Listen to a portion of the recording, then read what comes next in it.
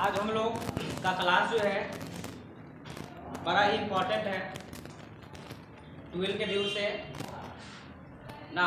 JEE NEET जो हुआ और यहाँ से जो क्वेश्चन हमारा जो बनेंगे 12 में जो क्वेश्चन बनेंगे ऑब्जेक्टिव भी रहेंगे और सब्जेक्टिव भी रहेंगे। लेकिन तुमको कॉम्पिटिटिव एग्जाम की बात जो करें हम तो उसमें केवल यहाँ से कैसा क्वेश्चन आता है तो केवल ऑब्जेक्टिव क्वेश्चन यहाँ से आएंगे। बातें समझ में आ रही ना। इस वीडियो को देखने से पहले तुमको अगर हम तुमसे पूछें कि ये रिएक्शन क्या बन जाएगा तुमसे, अगर बन जाता है कोई बात नहीं है, नहीं बनता है वही हम लोग सीखने जा रहे हैं। ध्यान से सुनो, इस वीडियो में तुम्हारा हमारा मेन टारगेट जो है तुमको KMnO पोटेशियम परमैंगनेट का जो है तुमको पूरा रिएक्शन के बारे में हम पूरा जानकारी देंगे। ध्यान देंगे। उसके पहले ध्यान से सुनो, अगर ये रिएक्शन की बात तुमको बोले हम तो ये क्या बनाएगा तुमको K2SO4 plus MnSO4 plus Fe2SO4 का थ्राइस प्लस H2O। देखो कितना लॉन्ग रिएक्शन है तुमको बात समझ। अब ये बनेगा कैसे, यही सब चीज हम लोगों को पढ़ना है। लेकिन उससे पहले तुमको ऑब्जेक्टिव कहाँ से, ये तो सब्जेक्टिव तुम्हारा क्वेश्चन आ गया। ऑब्जेक्टिव क्वेश्चन किस प्रकार से आएंगे वो हम लोग ऑब्जेक्टिव क्वेश्चन पहले देख लेते हैं। ध्यान रखो, सबसे पहले हम तुमसे बोले इसका नाम क्या है, तुमको ध्यान से सुनना, पोटेशियम परमैंगनेट। एक और होता है, ध्यान से सुनोगे, एक होता है K2MnO4। ध्यान देना, दोनों में आंसर देख लो। एक है KMnO4 और दूसरा K2MnO4। KMnO4 का नाम है पोटेशियम परमैंगनेट, K2MnO4 का नाम है पोटेशियम मैग्नेट। पोटेशियम मैग्नेट ध्यान से सुनो, पोटेशियम मैग्नेट ध्यान से सुनोगे। ये है पोटेशियम परमैंगनेट और ये पोटेशियम मैग्नेट। अब तुमको ध्यान से, यहाँ ऑब्जेक्टिव परफॉर्मेंस क्वेश्चन आता है, ये जो होता है तुमको अनुचुंबकीय होता है। ये कैसा होता है, अनुचुंबकीय। और ये कैसा होता है, तो ये होता है तुम्हारा प्रतिचुंबकीय। समझ में आ रहे हैं ना। अनुचुंबकीय और प्रतिचुंबकीय का मतलब तुमको ये इसका इंग्लिश वर्ड याद रखोगे, पैरामैग्नेटिक, और ये तुम्हारा रहा डायामैग्नेटिक। अब पैरामैग्नेटिक किसको बोलते हैं। अब तुमसे क्वेश्चन अगर पूछ दिया कि KMnO4, देखना KMnO4 प्रतिचुंबकीय होता है, डायमैग्नेटिक होता है, जबकि पोटेशियम मैग्नेट कैसा होता है तुमको अनुचुंबकीय। क्यों, तो तुमको केमिस्ट्री में पढ़ा चुके हैं कि अनुचुंबकीय किसको बोलते हैं, पैरामैग्नेटिक। तो जिसके पास अनपेयर इलेक्ट्रॉन होते हैं उसको पैरामैग्नेटिक बोलेंगे, और जिसके पास पेयर्ड इलेक्ट्रॉन होते हैं उसको डायमैग्नेटिक।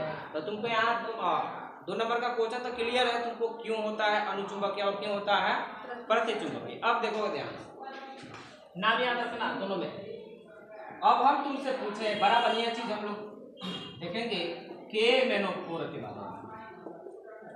KMnO4 के बारे में हम तुमसे पूछे तो इसका स्ट्रक्चर बना दो। क्या इसके बारे में पूछेगा, हाइब्रिडाइजेशन पूछेगा और तुमके ऑक्सीकरण संख्या पूछेगा। सबसे इंपॉर्टेंट यही चीज है, इसका कलर पूछता है, खूब बढ़िया इंपॉर्टेंट चीज है। ध्यान सुनोगे कलर। यहाँ देखो इसका संरचना जब बनाओगे तुम तो संरचना में देख लो, Mn है, कितना ऑक्सीजन है, 4 ऑक्सीजन है। देखो ये है इसका फिगर, देख लो 4 ऑक्सीजन एगो, ठीक है कि नहीं है। हम तुमसे पूछे हाइब्रिडाइजेशन निकालना है, हाइब्रिडाइजेशन संकरण निकालने के लिए डबल बॉन्ड में सिग्मा सिग्मा सिग्मा सिग्मा, कितना सिग्मा मिला 4 सिग्मा के लिए sp3 हुआ कि नहीं हुआ, 4 सिग्मा के लिए sp3, और ये हम लोग निकाल दिए। मतलब याद रखना पूरे कंपाउंड में एक एक्सेप्शन बड़ा बढ़िया ये चीज है, ध्यान, बहुत कम लोगों को ये पता होता है। KMnO4 में बहुत इसका डिफरेंट संकरण होता है। सुन लो फिर से ध्यान से, इसका जो हाइब्रिडाइजेशन होता है सबसे बहुत अलग होता है। ध्यान से सुनना, ये sp3 नहीं होता है। याद रखोगे, हम लिख रहे हैं वो बातें याद रखना। सुनो जी, इसका जो संकरण ये नहीं होता है, इसका संकरण जो होता है तुमको D3S होता है, याद रखना। इसका संकरण कैसा होता है? D3S। मतलब क्या, इसमें कितने ऑर्बिटल होते हैं? d ऑर्बिटल कब होते हैं तुमको? 3 को d ऑर्बिटल, s ऑर्बिटल कितना होता है? बातें समझ में? कौन सा ऑर्बिटल होता है? तो इसमें जो होता है तुमको कौन से ऑर्बिटल इसमें भाग लेते हैं? तो नॉन एक्सियल ऑर्बिटल भाग लेते हैं। कौन से ऑर्बिटल भाग लेते हैं? Non axial.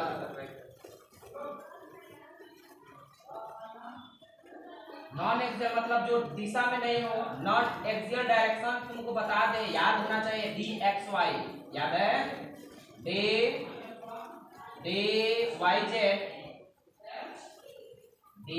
z और dzx, ये है नॉन एक्सियल।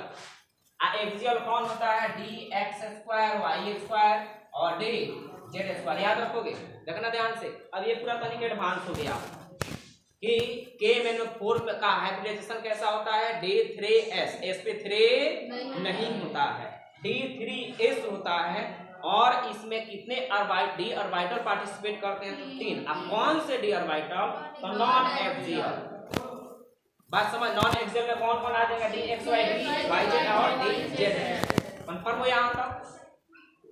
अब बताओ, 4 को सिग्मा के लिए तुमको ज्यामिति याद होना चाहिए। तो संकरण तुमको निकल गया क्या?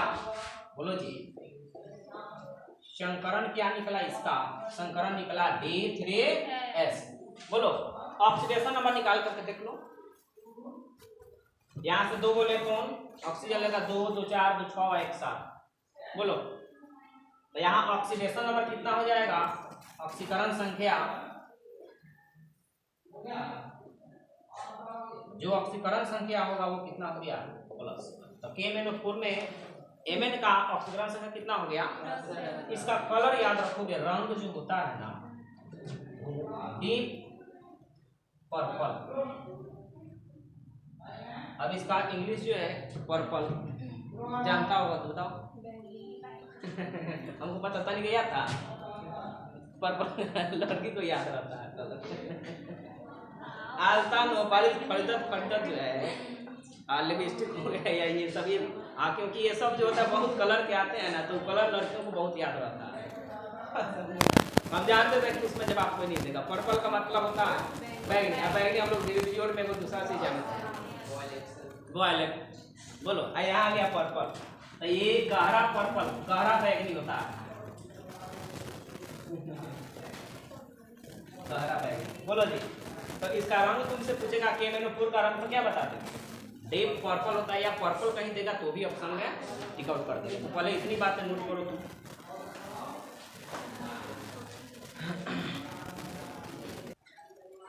एक चीज छूट रहा है यहाँ, 4 सिग्मा के लिए स्ट्रक्चर बता दो, संरचना क्या? टेट्राहेड्रल। टेट्राहेड्रल क्या बोलते हैं? चतुष्फलकीय।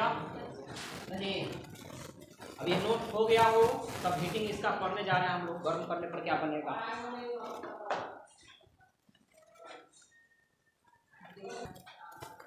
अब हम तुमसे पूछें हीटिंग के बारे में समझोगे। KMnO4 को गर्म किया जाता है, ध्यान से सुनना। अब इसको सेपरेट हम लोग गर्म कर रहे हैं, मतलब किसी के साथ इसको गर्म नहीं कर रहे हैं, किसी के साथ इसको गर्म नहीं कर रहे हैं, केवल ये सिंगल है क्या? KMnO4। इसको गर्म कर रहे हैं, तो गर्म करने पर बनता है K2MnO4 plus MnO2 plus oxygen. ध्यान से सुना, वाट हैपेंस से पूछ दिया क्या होता है जब पोटेशियम परमैंगनेट को गर्म करते हैं, तो कौन सा गैस रिलीज होता है? तो ऑक्सीजन गैस। ध्यान देना। दूसरा, अगर KMnO4 को कोई मीडियम हम ले लें, देखोगे KMnO4 में कोई मीडियम ले लेते हैं, मान लो कि बेसिक मीडियम ले लेते हैं, पोटेशियम हाइड्रोक्साइड, ये मीडियम ले लिए, तब ये बनेगा, बन जाएगा ये K2MnO4 और H2O प्लस में, और इसमें भी ऑक्सीजन निकलता। देख लोगे ध्यान, इंपॉर्टेंट, बहुत इंपॉर्टेंट। यहाँ कैसा मीडियम है? बेसिक मीडियम है, बेसिक मीडियम है, KO इसमें बेसिक मीडियम है। अब रख लेते हैं तो देखना इसका नाम तो पता होगा, ये पोटेशियम परमैंगनेट है, ये पोटेशियम मैग्नेट है, समझ में आ गया ना। उसके बाद देखोगे एसिडिक मीडियम हम लेते हैं KMnO4, इसका एसिडिक मीडियम H2SO4। और सुनो ना एक बात याद रखो, एसिडिक मीडियम में अब ये ना लिख करके तुमको डायरेक्ट H+ भी लिख सकता है। अब H+ कब होता है तो ये तो तुमको पता होना चाहिए, आर्हेनियस के अकॉर्डिंग H+ कौन होता है, एसिड होता है। बोलो तो अगर ये लिख दे तो सही है ना, तो ये लिख दे तो मतलब यही समझेंगे, समझ में आ रहे ना। या तुमको कह दे किसी का अभिक्रिया अम्लीय माध्यम में कराते हैं तो अभी समझना कि अम्लीय माध्यम कब होगा, जब एसिड वहां होगा। बोलो जी, तो इसका रिएक्शन बड़ा इंपॉर्टेंट है, देखना बहुत इंपॉर्टेंट है, ये ध्यान से सुनना। ये जो है अम्लीय माध्यम में ये क्या देता है, तो ये देता है K2SO4 plus MnSO4 plus H2O और प्लस नेसेंट ऑक्सीजन, एक करके ध्यान दो, नवजात ऑक्सीजन। अब समझ जाओगे यहाँ ऐसे ऐसा केस हम लोग बहुत सारा देखे हैं, एक और एजिया भी देखे थे, याद है। नवजात ऑक्सीजन हो या नवजात क्लोरीन हो या नवजात हाइड्रोजन हो, अभिक्रिया में भाग यही लेता है। ये तुम्हारा परमानेंट रिएक्शन हो गया, इसमें एसिडिक मीडियम में परमानेंट रिएक्शन हो गया, ये बेसिक मीडियम का परमानेंट रिएक्शन रहा। रिएक्शन को आगे कौन बढ़ाएगा, ऑक्सीजन आगे बढ़ाएगा, नेसेंट ऑक्सीजन। बातें समझ में आ रही ना। तो पहले देखो, अगर तुमसे पूछता है कि क्या होता है जब KMnO4 को गर्म किया जाता है तो ये प्रोडक्ट, या दूसरा पूछेगा क्या होता है जब भास्मिक माध्यम में बेसिक मीडियम में KMnO4 को गर्म किया जाता है, उसके बाद कहेगा क्या होता है जब एसिडिक मीडियम में KMnO4 को गर्म किया जाता है। तो अलग अलग मीडियम में अलग अलग ये प्रोडक्ट को देता है, नोट कर लेना इसको। हीटिंग का सिंबल समझ में आ रहा है।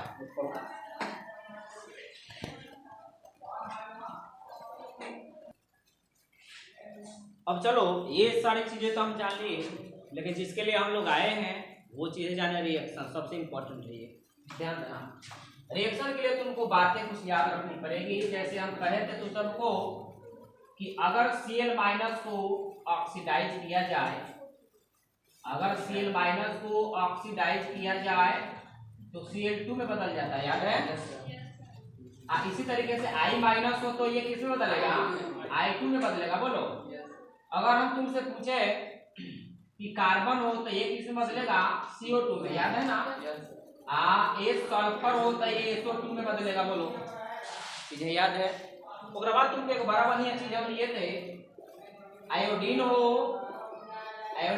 इसके साथ जल हो तब बदलता है HiO3, आयोडिक अम्ल HiO3 बदलता है।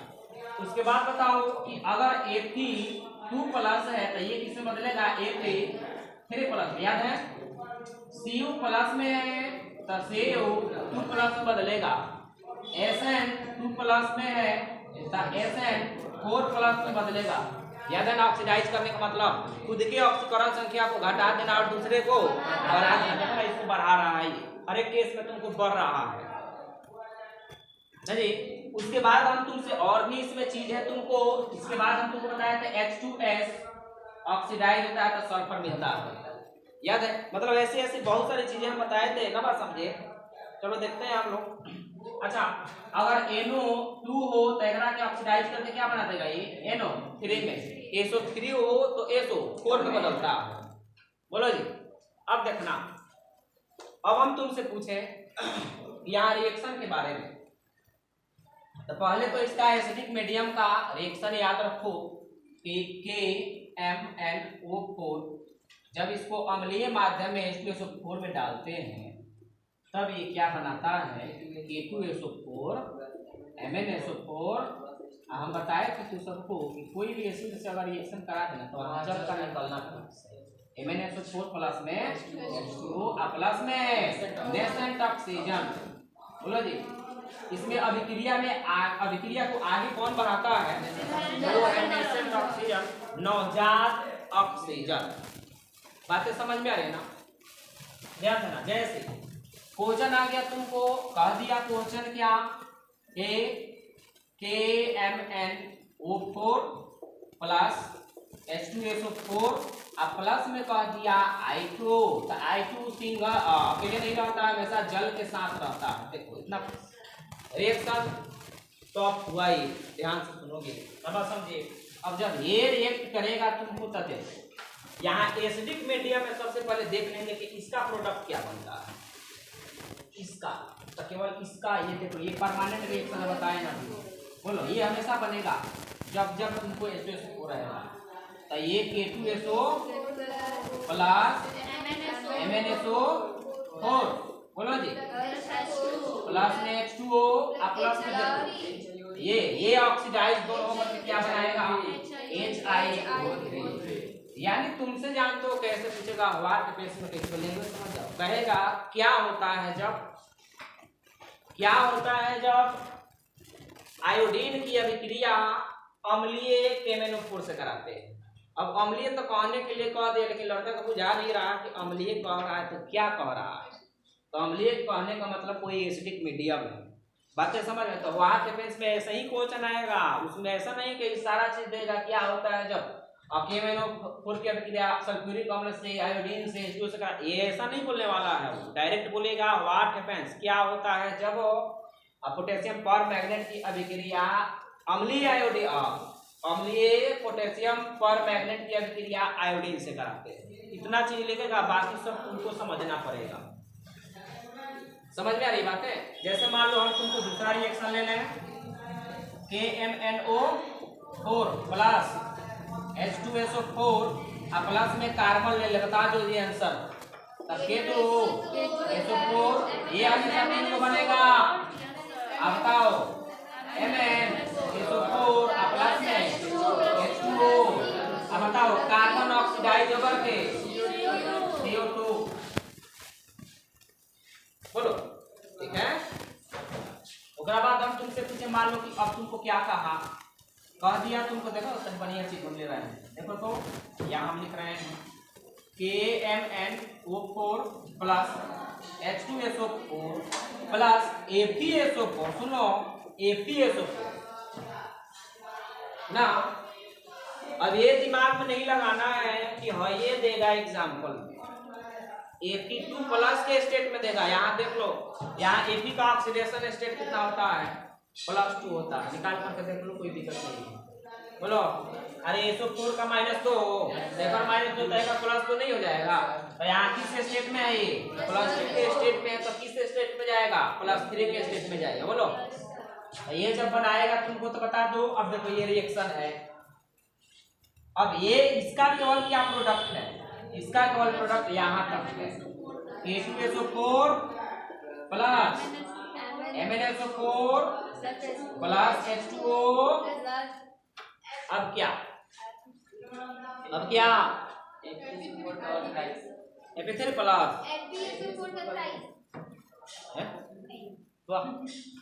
देखो FeSO4 है, तो ये किस स्टेट में 2 के Ib2 के, तब ना कट गया। बोलो तब ना कट गया। लेकिन अब जो बनाएगा ये Fe3 के प्लस में बनाएगा। बोलो जी Fe2, अब सब 3 वाला जब लोगे तो 2 इधर आएगा और 3 तो Fe2 SO4 का